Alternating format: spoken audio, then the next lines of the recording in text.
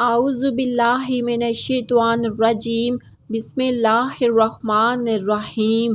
ایک مرد کا خواب ہوتا ہے کہ اسے پرفیکٹ بیوی ملے، اور عورت چاہتی ہے اسے بھی پرفیکٹ شوہر ملے، مگر یہ نہیں سمجھتے کہ اللہ تعالیٰ نے انہیں ایک دوسرے کو مکمل کرنے کے لیے بنایا ہے۔ یہ سچ ہے کہ عورت میں درد سہنے کی عادت ہے، مگر اس کا مطلب یہ بھی نہیں ہے کہ وہ درد دیے جانے کی مستحق ہے۔ مرد کا گناہ وقت طلاب میں کنکری کی طرح ڈوب جاتا ہے، جبکہ عورت کا گناہ ساری عمر تالاب میں تیرتا رہتا ہے۔ مرد کو عورت کے کردار کی کتنی فکر ہوتی ہے، اتنی فکر اگر اپنے کردار کی ہوتی تو کتنی عورتیں بد کردار کہنے سے بچ جائیں۔ اچھے کے ساتھ اچھے رہو، لیکن برے کے لیے برے مت بنو، کیونکہ تم پانی سے خون صاف کر سکتے ہو پر خون سے خون نہیں۔ اس لڑکی سے پیار کی امید کبھی مت رکھنا جو بار بار یہ دو چیزیں کرے۔ نمبر 1، اپنے ماں باپ کی قدر نہ کرے۔ نمبر 2، اپنے چھوٹوں سے شفقت اور پیار سے پیش نہ آئے۔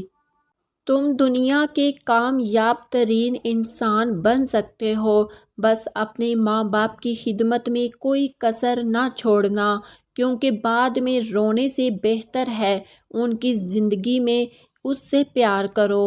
عورت کو بھی محبت میں ملاوٹ پسند نہیں، وہ جس سے پیار کرے اس کی حرکات ہمیشہ نظروں میں رکھتی ہے، لڑتی ہے، جھگڑتی ہے، اپنا ہونے کا احساس دلاتی ہے، مگر شراکتیں برداشت نہیں کرتی۔ بیوی کبھی بھی اپنے خاوند کی نہیں سنتی، لیکن جب وہ سو رہا ہوتا ہے تو وہ سنتی بھی ہے اور محسوس بھی کرتی ہے۔ حضرت علی رضی اللہ تعالی عنہ نے فرمایا، تمہاری عورتوں میں سب سے بہترین وہ ہے جو اپنے کردار میں پاک دامن ہو اور اپنے شوہر کو حد درجہ پسند کرنے والی ہو۔ حضرت علی رضی اللہ تعالی عنہ کی خدمت میں ایک عورت آ کر پوچھنے لگی، اے علی، وہ کون سی عورت ہے جو گھر کو برباد کر دیتی ہے، اللہ کی رحمت، برکت اور سکون کو گھر سے ختم کر دیتی ہے؟ تو حضرت علی رضی اللہ تعالی عنہ نے فرمایا، جس عورت میں یہ ایک عادت ہو وہ عورت گھر برباد کر دیتی ہے۔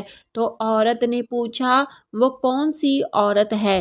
تو حضرت علی رضی اللہ تعالی عنہ نے فرمایا، جو عورت کھانا پکاتے وقت اللہ تعالیٰ کا نام لیے بغیر کھانا پکائے، دل و دماغ میں حسد اور نفرت اور دوسروں کے لیے بغض رکھتی ہو، یہی وہ عورت ہے جو اپنے ہی ہاتھوں سے اپنا گھر کو تباہ کرتی ہے۔